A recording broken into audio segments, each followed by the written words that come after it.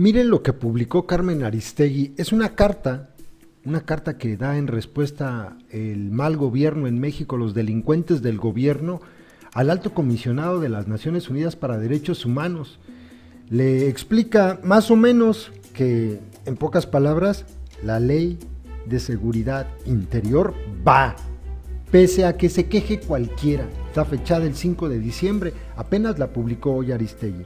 Alto comisionado de las Naciones Unidas para los Derechos Humanos, señor Zeid Ra'ad al-Hussein. Nos dirigimos a usted en relación con el comunicado de prensa emitido el día de ayer, 4 de diciembre, por su oficina titulado Zeid pide a México que no apruebe el proyecto de ley de seguridad interior. Al respecto, respetuosamente, manifestamos nuestro desacuerdo con el contenido de dicho comunicado por las siguientes razones. 1. Es motivo de gran sorpresa observar que usted se pronuncie sobre el contenido de un proyecto de ley que aún no ha sido aprobado por ambas cámaras legislativas en nuestro país. Por lo tanto, parecería que desconoce cuál será el resultado de los debates que aún deben celebrarse al interior del Senado de la República. Pero son cínicos de verdad. No, en serio, bueno.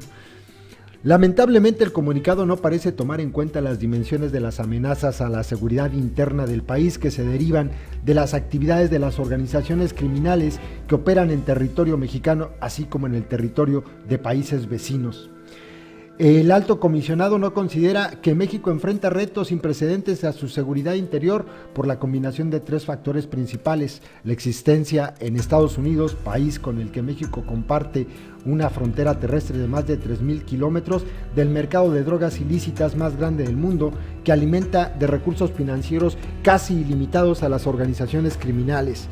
La persistencia del tráfico ilícito de armas de alto poder procedente de Estados Unidos, en cuya frontera con México se ubican alrededor de 9,000 tiendas de armas, de las que también se nutre el crimen organizado, rebasando por mucho la capacidad de los cuerpos policíacos mexicanos estatales y locales. La decisión del gobierno de los Estados Unidos, vigente desde hace 20 años y reconocida por sus propias autoridades, de desviar hacia nuestro territorio el flujo de drogas ilícitas procedentes del sur del continente. Bajo esas condiciones es sumamente difícil que las policías municipales y estatales hagan frente a la incidencia delictiva y a la violencia que las organizaciones criminales han desatado, por lo cual el Estado mexicano ha tenido que convocar como último recurso al auxilio de sus Fuerzas Armadas. Qué grave que digan que es el último recurso, el auxilio de sus Fuerzas Armadas. En ningún caso su actuación suplanta a las autoridades civiles legítimamente constituidas. Cabe subrayar que numerosas encuestas realizadas por diversas entidades autónomas del Estado señalan consistentemente que la población, en especial en las zonas más afectadas por el crimen organizado, manifiesta un decidido respaldo a su despliegue cuando la situación lo ha hecho necesario. No hay duda de que la población no toleraría quedarse sin la protección que le ofrece la presencia de las Fuerzas Armadas en dichas zonas. Qué estupidez, de verdad. En todas circunstancias, la actuación del Ejército, Marina, no es permanente y no suplanta a las autoridades civiles, sino las auxilia y apoya en un contexto que es imperativo reglamentar. En cuanto al proyecto de ley mencionado, no es correcto afirmar que una ley sobre seguridad interior afectará negativamente los derechos humanos. Por el contrario, su objetivo principal es que el Estado cuente con un mecanismo adicional para permitir salvaguardar la seguridad interior, la seguridad pública y el orden público, que constituyen requisitos esenciales para el goce efectivo de los derechos humanos. Desde el punto de vista normativo, el proyecto de ley no solo debe ser interpretado en el marco de las normas constitucionales básicas del país, que enfatizan como el primer deber del Estado la protección de los derechos humanos, sino debe reconocerse que el propio proyecto incluye disposiciones específicas tendientes a reforzar el respeto a esos derechos en las zonas afectadas por el crimen organizado. Rechazamos que la eventual aprobación del proyecto pueda conllevar una militarización de la seguridad pública.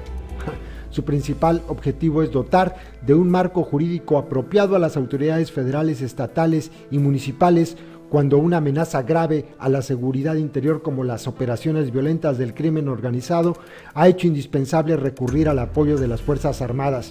Con el proyecto de ley se busca reglamentar lo dispuesto en el artículo 89, fracción sexta de la Constitución, el cual señala como facultad del presidente preservar la seguridad nacional y disponer de la totalidad de la Fuerza Armada Permanente, o sea, el Ejército, de la Armada y de la Fuerza Aérea, para la seguridad interior y defensa exterior de la Federación. Específicamente, el objetivo del proyecto es llenar un vacío jurídico existente hasta el día de hoy para definir las circunstancias en que exista una amenaza a la seguridad interior en una zona determinada del territorio, resultando indispensable el apoyo de las Fuerzas Armadas para enfrentarla, siempre bajo el mando de una autoridad civil.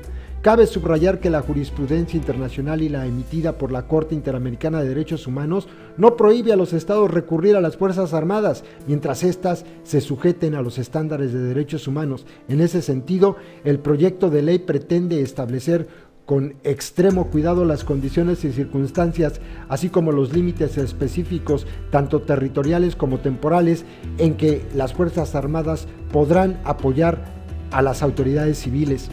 Para ejemplificar lo anterior, es preciso subrayar que el proyecto de ley no tiene por objetivo que las Fuerzas Armadas asuman un papel policíaco permanente, sino limita a 1 año la duración de sus intervenciones.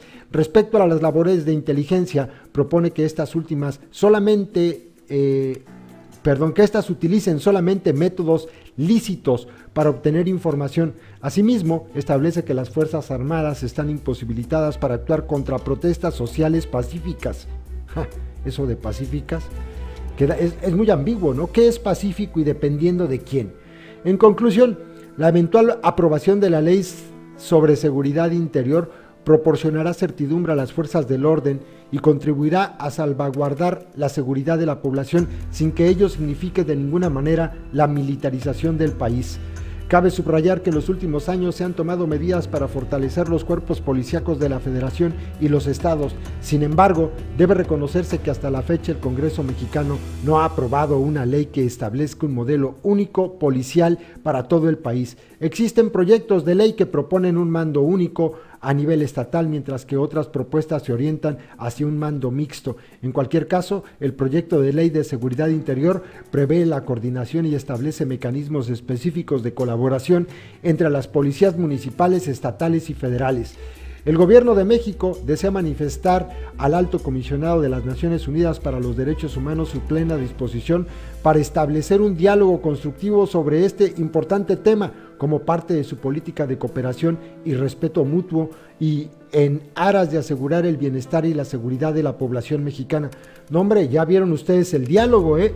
Es una verdadera estupidez la respuesta del delincuente Campa Cifrián, de este idiota Miguel Ruiz Cabañas y de esta tonta Irene Herrerías Guerra. Son verdaderas estupideces. Yo creo que no hace falta ni remarcar toda la sarta de mentiras que dice, ¿no? Pero bueno, esto fue lo que le enviaron al Alto Comisionado de las Naciones Unidas para los Derechos Humanos. Es como decirle, eso que tú estás diciendo que es cierto, no es cierto, porque yo digo que no es cierto, y ya, y te callas. Qué vergüenza. Miren nada más. Saludos, compas.